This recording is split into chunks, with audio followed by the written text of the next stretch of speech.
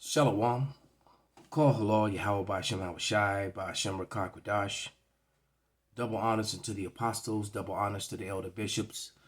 Salutations to all my fellow laborers doing this work in truth and sincerity, risking their lives and their freedom to do so now more so than ever. To the scattered elect that are scattered around the four corners of the earth, that be like unto the speckled bird, the Israelite foreigners. And to the Akwaf that are listening and learning, to you, I say Shalom. This is your brother Malcolm from the branch of the Great Millstone here in Chicago, coming at you with another lesson in truth. And there was a video that I was meaning to get to about 3 days ago that, I hadn't gotten to it, distracted and doing other things. But it's for the TikTok corner. It is also going to be purposely put up on the critical race historical facts channel 2, the critical race historical facts channel 2. All right, that one. But there was this guy on TikTok, basically, who was coming against the 12 tribe chart. And even though he mentioned IUIC, he mentioned the 12 tribe chart that is wrong, and IUIC uses the correct 12 tribe chart. Now, they break down a lot of other things incorrectly and wrong, but they would definitely teach you the truth about who the tribes are. I have no quarrel, no problem with IUIC when it comes to that portion of their doctrine. They definitely have the right breakdown of who the 12 tribes are. So I'm looking at this. I went to the Jewish Encyclopedia .com of the word Azareth. And this is by Morris Jastrow and J.R. Kaufman Kohler. So these are Jewish guys here. And they pointed out the fact that in the Jewish Encyclopedia, well, you can read the first paragraph, the name of the land beyond the great river, which is talking about and that's, when you go back to 2nd Ezra, the 13th and 14th chapter, because this guy who made this outlandish claim that the world split during the time of Peleg, I think that's in Genesis 10 and 25, and that the people over here were already here. No, that's not true. No one was living over here. The world split after the flood, all right? But no one was living in this portion of the world. Everyone was living in the east. No one was in the western portion of the world, all right? The Israelites were the first to come over here and actually inhabit this land. There's evidence that the Africans, the Hamites were coming here, that the Moab may have even come here, all right? But no one was living here, okay? So anyway, reading this definition in the Jewish Encyclopedia says, the name of the land beyond the great river, far away from the habitation of man, in which the 10 tribes of Israel will dwell, observing the laws of Moses until the time of restoration. And he mentions 2nd Ezra, the 4th chapter, all right? The 13th verse right there, okay? And then it says, Columbus identified America with this land. See K. Serling's Christopher Columbus translated. Guess what I have in my hand? Mayor K. Serling's, all right, Christopher Columbus translated, right here in my hand, okay? Christopher Columbus and the participation of the Jews in the Spanish and Portuguese discoveries. And on page 15, it does exactly that. Let me see if I can get some light. Shine on the book here. There's shadows behind me. There it is. It says, he was also very fond of reading the Bible. This is page 15. In the 4th book of Ezra, which is Ezra's, in the Greek, which was proven it was a part of the book of Ezra. You got first and 2nd Ezra. It also has a third and 4th book. All right.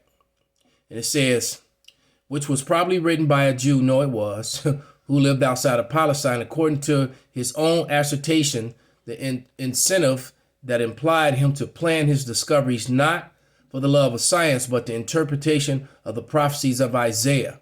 All right. So he knew. So that whole man-made lie that Christopher Columbus was looking for India, that was a lie to cover up the fact. All right. That was a lie that they came up with to fit the white superiority narrative, that white, extreme Christian extremism narrative because they didn't want to acknowledge to the world that they came over here to looking for the Israelites, because they knew that there was a lot of gold in wherever this Azareth was, because Solomon in the book of Kings sent his African, his Hamite servants over here on a great trip, which they came every 3 years. It took them a year and a half to get here and a year and a half to get back, and they always came back with gold and fruit and turkeys, animals that that came from America.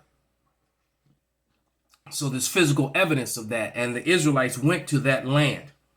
Okay, so without any further ado, let's play the hypocrisy and idiocracy of this guy who just shouldn't be teaching. This guy needs to be taking notes only and never make a video again. I mean, real talk. But let's show his face to the world. It says rebuke before all. So here we go. If I don't say nothing, I'm gonna leave too many people in the dark. So I'm forced to call out IUIC with this false doctrine. You be trying to give people a false sense of empowerment, telling lies. It don't take that. The truth can't be disproven. Now, if you read up in the corner there, it's too small, so I'm going to read it. It says, I'm Puerto Rican. Trust me, I know I am a descendant of the chosen nation. If anyone denied me, they will get denied in the kingdom. And there's a lot of truth to that statement. So I just wanted to read that. That's what it says right up there in the corner there. All right. The so-called Puerto Ricans are definitely the tribe of Ephraim. Hands down. As a matter of fact, barely 2 years ago, they just found some Hebrew relics written in the ancient Paleo Hebrew, the block Hebrew, which came before the Assyrian script, which is used today, which I actually prefer. It's easy to learn, and sometimes I just don't even want to deal with the Assyrian script, just out of defiance of the the lies. Okay. Because the people who are connected to that and use that script. So, but nevertheless, they found they found these relics in Puerto Rico. All right, so you'd have to explain that. But here we go. Israelite chart, the tribe chart is fake. It's false. One of y'all made it up. You didn't get that out of no book. So he's coming with that black only Israelite thing. Let's put something into perspective. Everybody open your Bible to Genesis 10:25. The earth was divided in the day of Peleg. Earth did this in the day of Peleg. It split in the day of Peleg, Genesis 10:25. Now, it's 221 years between Peleg and Abraham. It's another 100 years before.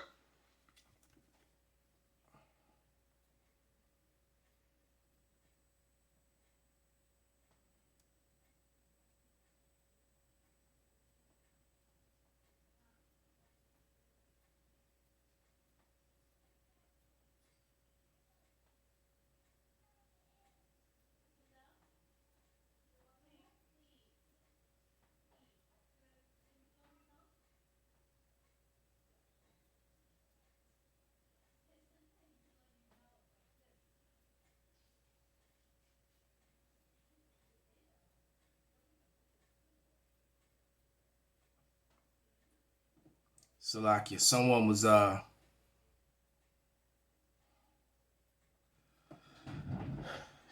constantly trying to call me, and I was trying to avoid their information popping up all over the screen. They horrible timing. And this is the second that first time I try to do this video. Satan just don't want this to come out, man. But here we go. Isaac, and another 60 years before Isaac had Jacob and Esau. Now, these people were already in these places when the earth split. How could they be descendants of? And that's where he's so off with. Where he's getting that from. This is a guy who really doesn't know history and is winging it. All right. I doubt if he was even taught that. He more than likely came up with that on his own. All right. More likely than not, he did that. Okay.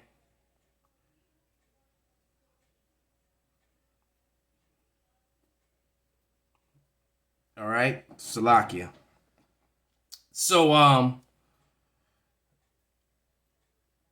let's go to Second Ezra and read it.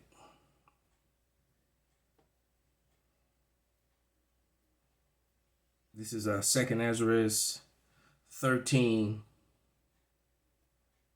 and we'll start at verse 40, and it reads, "Those are the 10 tribes which were carried away prisoner out of the land of the time of Hosea, the king of whom Salmanazar, the king of Assyria, led away captive, and carried them over the waters, so they came into another land.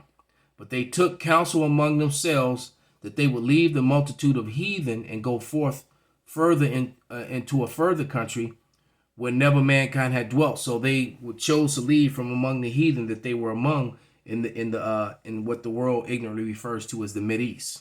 All right." And it says, and they that they might there keep their statutes that they never kept in their own land. And so you got the Jewish Encyclopedia and this book from the 1800s translated to English, Mayor K. Serling's book, documenting the same that Christopher Columbus came over here with the intent on finding the lost tribes. Okay, so they were there, and there are hundreds of books written on this subject matter in the 16, 17, and 1800s. All right, so they've always known that the natives of the Americas were Israelites. They've always known that. Okay, they knew that they were Gad and Reuben. Okay, for that part, and the rest of the northern kingdom.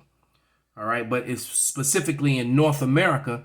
It was Gad and Reuben here. You know, Gad being a smaller tribe on the southeast, and then the majority of the rest of America, Gad, and even some parts of America, Issachar. Okay, but it says, and they entered into the Euphrates by the narrow places of the river, and that's what was spoke about when we read Mary Kay Shirley's book. All right, for the Most High showed them signs and held still the flood till they were passed over. So they came down into the Indian Ocean, or is it the Indian or Arabian Ocean? I forget which. And then they came down into that, down around Madagascar, in between Africa and Madagascar, around the Horn of Africa and over into the Americas. That's where they came. All right, and it took them a year and a half to do so, to go in one direction. All right, and it tells you that. It says, for through the country there was a great way to go, namely a year and a half in the same region is called Asareth, and we're reading about it. So Asareth is identified by the scholars in the 16, 17, and 1800s as America. But see, teaching that today, modern day, that's going to mess up the whole Judaism thing and them being the people of the Lord. So they try to get away from that for the most part. Okay? That's what they do. So let's bring up another video where a guy gives overwhelming evidence, and then I'm going to add to it with some stuff from the Lost Tribes and Promised Lands from Ronald Sanders, and the little background on Ronald Sanders. This scholar here, let's show the book. Ronald Sanders set out to disprove that the natives were Israelites. All right, let me hit the light again. He set out to disprove that the so-called natives of the Americas were the Israelites. But then when he started doing his research, he found out that there's no way that they're not. That these truly are, the lost tribes. And the truth be saying, they were never lost. They've always known. That was just a convenient thing from white Christian extremism to say that to get around the fact of what they were doing here in the Americas, or say that the tribes were someplace where white people were. All right, or anything that uplifted white superiority is what they would teach. So all this evidence basically got swept under the rug. Even in 1783, the president of the Smithsonian Museum of the Smithsonian, he basically declared any artifacts or relics prior to Christopher Columbus could not be used or displayed. All right, anything before 1789. All right. like the Batcree stones, for example. Any relics that were found prior to Christopher Columbus, he did that in 1782 and 1789. Because what did that do? That helped disprove that proved that you got to think you had Indian removals going on and murdering and the stealing of the land of the natives, and then you had white Christian extremism at the hand of this, and Judaism all at the hand of this, and that would have vilified them to like, wait a minute, these people are the Lord's people, and you're murdering and killing them and stealing their land. So in order to protect that lie, they got deemed Indians, and Indian means savage. They were called tree niggers and all sorts of bywords. Okay, so they had to protect that lie. Okay, and there was so much information they were keeping customs that there was no way for that they would know if they weren't the people. And as you're gonna see in this video, you're gonna hear the brother in the video even break down how people were saying that, well, they were only keeping these customs because the devil showed it to them. All right, it's like, what? It's just they would come up with all these weird excuses to try to get around the fact that the people over here in the Americas are indeed Israelites. So let's let this Judite go in on the studies. Someone who's learned and not like that clown in the beginning. Ideas that explained and legitimated the enslavement of Africans were also deployed to justify the uprooting and destruction of Indian nations, and then moved. Jeremiah 50 and 33, when it talks about how Judah and Jerusalem, being the northern kingdom and the southern kingdom, so-called natives and so-called African slaves, were oppressed together. So that happened here in the Americas. Okay, but let's go. Unbound through Western thought. The century-long descent of the Indian in the English mind, for instance, from lost Jews destined for Christianization and assimilation.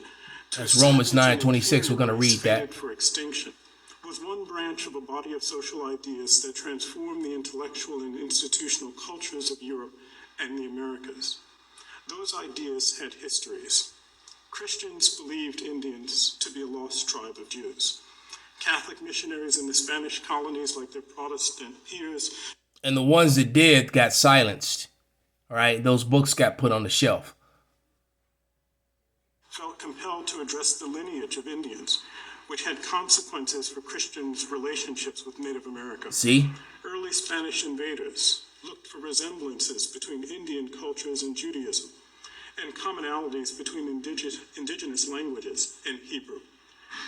As we know, Christopher Columbus brought Luis de Torres, a converso, with him as Hebrew interpreter. Converso, meaning he was a Moreno, a so-called black man. All right? He brought him over to interpret Hebrew because Christopher Columbus knew he was going to encounter Hebrew-speaking people.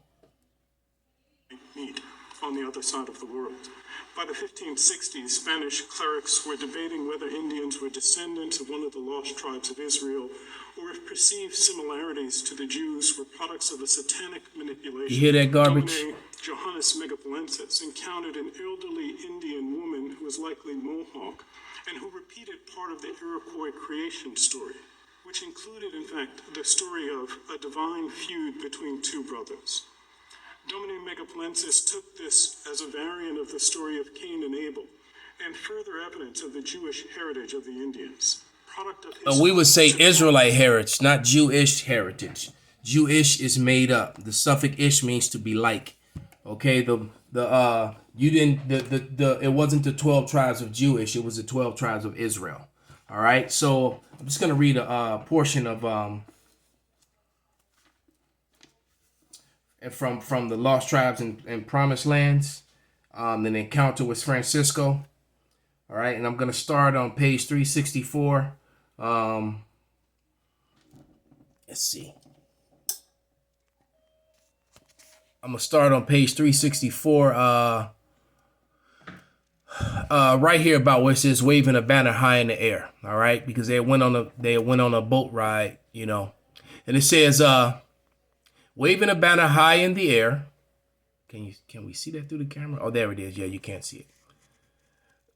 Waving a banner high in the air, the Indian guide soon was greeted by a puff of smoke far beyond the other bank of the river. In response to his signal, the two men waited. Eventually, a canoe appeared bearing 3 men and a woman, all Indians, they call them savages, to the place where Francisco and Montezumos were standing at the water's edge. The woman got off and spoke to Francisco in an Indian tongue that Montezumos could not understand, although he could perceive that he was being identified in the conversation. She turned to a male companion to explain the situation. Upon hearing his words, they rose, went over to Montezumos, and to his utter astonishment said, Shema Yasharallah, Yahweh Alahayanawa, Yahweh Akkad. They didn't say Shema Yisrael Adonai. They didn't say that. That's the Yiddish influenced Hebrew which is used today. All right, which means, hear, O Israel, the Lord our God, the Lord is one. And that's what I was talking about, the block Hebrew, ancient Paleo Hebrew versus the more modern Assyrian script, when they added the vowel points and added the extra things that were added on by a Jewish scholar in the late 1800s. All right, about the mid to the late 1800s, he added those to make improvements on the language, so what they speak is not a pure language. It says they have recited the Hebrew fundamental creed of Judaism. Remember, they didn't. It was because the Hebrew Israelites did not practice Judaism. They weren't the 12 tribes of Judaism or Jews. They were the 12 tribes of Israel. Each tribe was different, but yet the same. It says a brief conversation ensued. Their common ancestral tongue, according to Montezumos, whose fluency in it almost perplexing to the reader of the narrative, as the 3 mysterious new companions, they told him where themselves and the tribes of Reuben, that's my tribe, and that the tribe of Joseph lived on an island nearby. The day when they were last to issue the fourth into the world was coming, they explained, but the meantime, they could not allow visitors to cross over to them. They were willing to make an exception in the near future, however, on the account of their need for education, for though they spoke Hebrew, they could not read or write it. Who Montezumos, especially if they were, if they were using that new form of it. It says Montezumos send them 12 Salakia. Would Montezumos send them 12 bearded men to be their teachers, meaning rabbis? He said he would. The 4 strangers returned to their canoe, paddled back across the river to disappear from view. Francisco told Montezumos all he knew about these people from his own traditions. All right.